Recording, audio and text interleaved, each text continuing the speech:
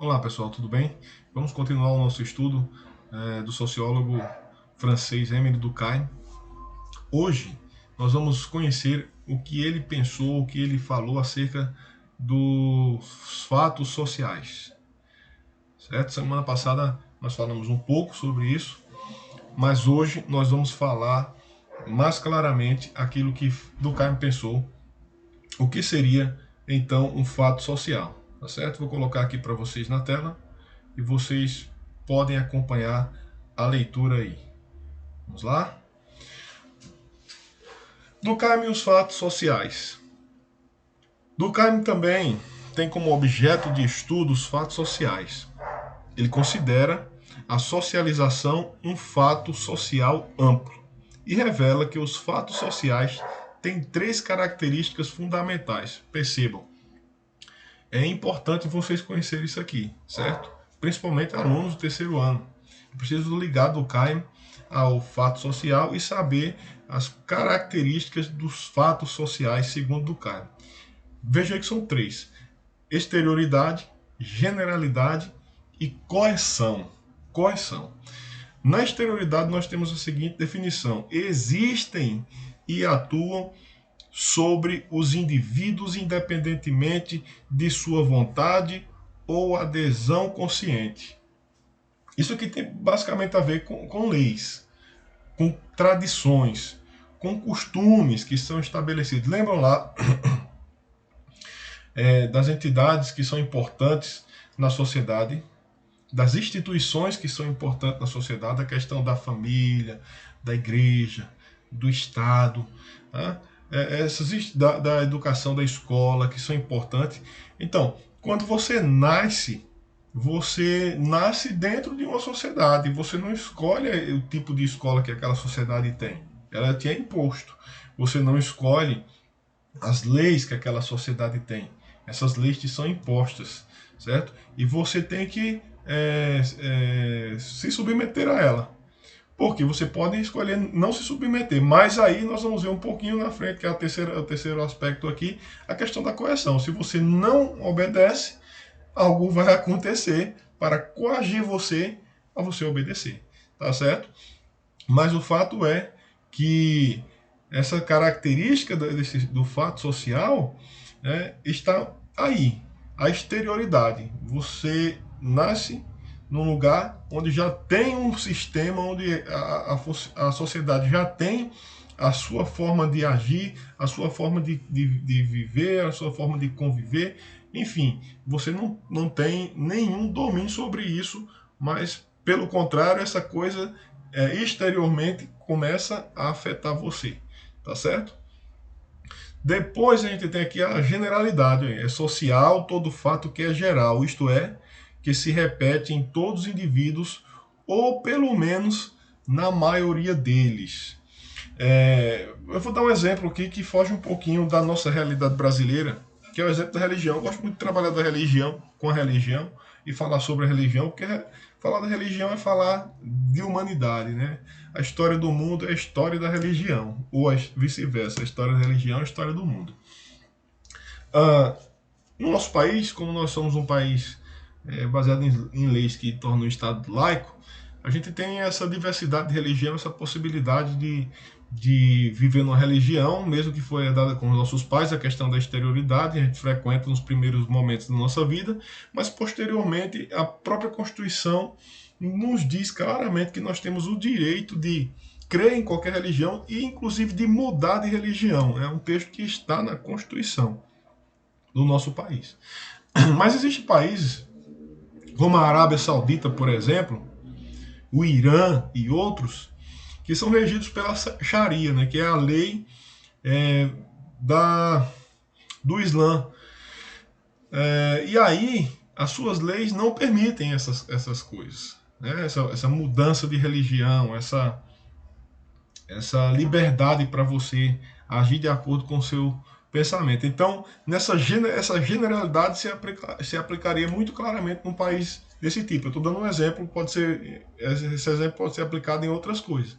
Certo? Eu estou dando um exemplo na parte da religião, que no caso da Arábia Saudita, por exemplo, do Irã e outros países que são regidos de acordo com as leis islâmicas, não há essa possibilidade de abertura. Ou seja, a generalidade é o seguinte: todo mundo está submetido àquilo e todo mundo praticamente segue aquilo.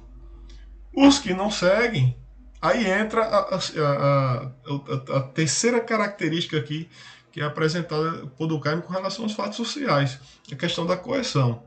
Né? A gente tem uma possibilidade de ver mais ou menos o que acontece com quem não segue se entrarmos no site Portas Abertas, portasabertas.com.br, que é uma entidade que faz um acompanhamento, é uma entidade religiosa também, com cristão, que faz um acompanhamento da perseguição que os cristãos sofrem no mundo. E você vai ver lá o que acontece, várias reportagens, vários depoimentos do que acontece com uma pessoa que não se submete, então, a essa lei da generalidade, né? Ou que o governo geral segue. A questão da coerção, certo? Exercem força sobre os indivíduos, levando-os a conformar-se às regras da sociedade em que vivem, independentemente de sua vontade e escolha. O grau de coerção de um fato social pode ser identificado pelas sanções sociais que ele provoca. É justamente isso que eu acabei de dizer. O sujeito que vive num país como esse que eu falei aí, e outros países que parecem até um pouco mais abertos, como é o caso da Índia, por exemplo, mas segundo as tradições, e aí entra a questão da religião novamente, da sociedade, enfim, do Estado, segundo as tradições, eles não aceitam, por exemplo, a conversão de determinadas pessoas, né? Determinados indivíduos. Então, o indivíduo que deixa a sua religião, ele está deixando também a sua família, ele está, de certa forma, se impondo contra o Estado que tem uma posição, você está entendendo? E aí o que faz? O Estado e a família, eles tentam coagir o sujeito, para o sujeito não sair. Então, se você sair da nossa religião, você vai perder todos os seus direitos, você vai perder sua família, nós vamos te expulsar de casa, entendeu? Você vai ser preso, como tem várias situações dessas no mundo. É só você pesquisar aí na internet e você vai encontrar essas coisas. Então, pessoal, essas três características caracterizam, então, essa questão do fato social em Durkheim. Tá certo? Deixa eu adiantar aqui, porque o tempo não para, né? Eu quero ser objetivo, como eu já prometi para vocês aqui. Essa questão da solidariedade que Durkheim coloca aí, então, para que esse fato social seja cada vez mais concreto, certo?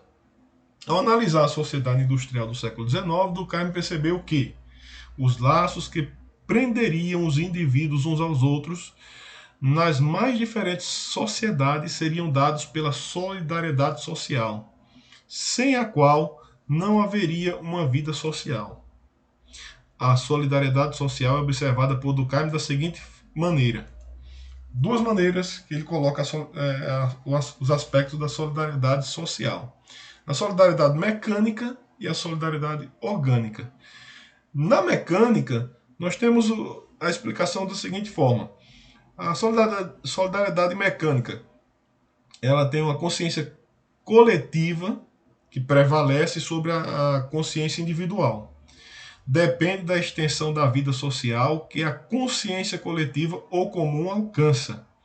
Quanto mais forte a consciência coletiva, maior a intensidade da solidariedade mecânica, identidade coletiva. Na solidariedade orgânica, nós temos aí a consciência individual prevalece sobre a consciência coletiva. Processo de individualização dos membros da sociedade, os quais assumem funções específicas dentro da divisão do trabalho social. A função individual determina o lugar do indivíduo na sociedade, a identidade pessoal. Eu vou só falar assim, um pouco rapidamente, tentando um exemplo que encaixe aqui para ficar mais fixado aí na mente de vocês. Eu vi uma história uma vez, o professor de língua portuguesa na universidade estava contando sobre Camões. Né? Se é fato ou se é verdade, eu não sei. Eu sei que a história cabe aqui. Dizem que Os Lusíadas, que é um grande clássico da literatura mundial, que eu acho que vocês conhecem, que é de autoria de Camões, havia acabado de ser ele havia acabado de terminar o livro e estava numa viagem com a noiva, certo? E aquela embarcação que eles iam naufragou. E a noiva dele não sabia nadar. O grande amor da vida de Camões não sabia nadar. E aí todo mundo se afogando. Ele percebeu lá, naquele livrão lá, tava em couro, né? Boiando para um lado e a noiva dele se afogando do outro lado. E aí veio a grande escolha. Eu tenho que fazer o quê? Eu salvo o livro, né? E garanto à sociedade, de forma geral, uma grande obra, ou salvo a minha noiva e vou me beneficiar, porque vou ter o amor da minha vida comigo para sempre. Só que ele escolheu o livro, né? Isso é a história que foi contada. Mas é basicamente isso, né? Quer dizer, o sujeito tem uma ação que pensa, vamos dizer, na coletividade, ao invés de pensar na individualidade, certo? É esse pensamento de coletividade, de pensar de uma forma geral, que faz alguém ter um ato, às vezes, por exemplo, de abrir mão da própria vida em favor da coletividade. Né? Se nós formos pensar assim, nós temos um exemplo nas religiões também, alguns exemplos nas religiões, começando por Jesus Cristo.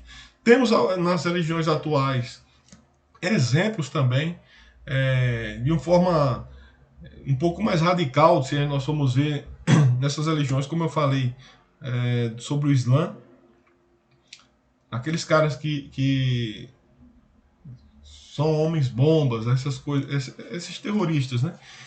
Na visão dele, dentro da sociedade em que ele vive, dentro do país em que ele vive, nas leis em que ele vive, a visão dele, ele está pensando nessa questão da mecânica, né? Na solidariedade mecânica, né? Por quê? Porque ele está pensando no todo, ele não está pensando só no ato que ele vai morrer, ele está pensando que com aquilo dali ele vai, de uma certa maneira, influenciar vamos dizer assim, influenciar mesmo e dar, vamos dizer assim, um incentivo maior por uma causa que ele está acreditando que seja melhor para a sua sociedade. Você está entendendo? Então é sair do individualismo para o coletivo, certo? Então, pessoal, eu vou deixa eu ver aqui se tem mais. Só para terminar aqui, a gente vai passar até do tempo um pouquinho, mas deixa eu terminar aqui logo para terminar essa aula com o Durkheim, certo? Durkheim e a sociologia enquanto ciência. Durkheim propôs um método para a sociologia, que consiste no conjunto de regras que o pesquisador deve seguir para realizar de maneira correta suas pesquisas. Este método enfatiza a posição de neutralidade e objetividade que o pesquisador deve ter em relação à sociedade. Ele deve descrever a realidade social sem deixar que suas ideias e opiniões interfiram na observação dos fatos sociais. Aqui existe um pensamento que seria o ideal.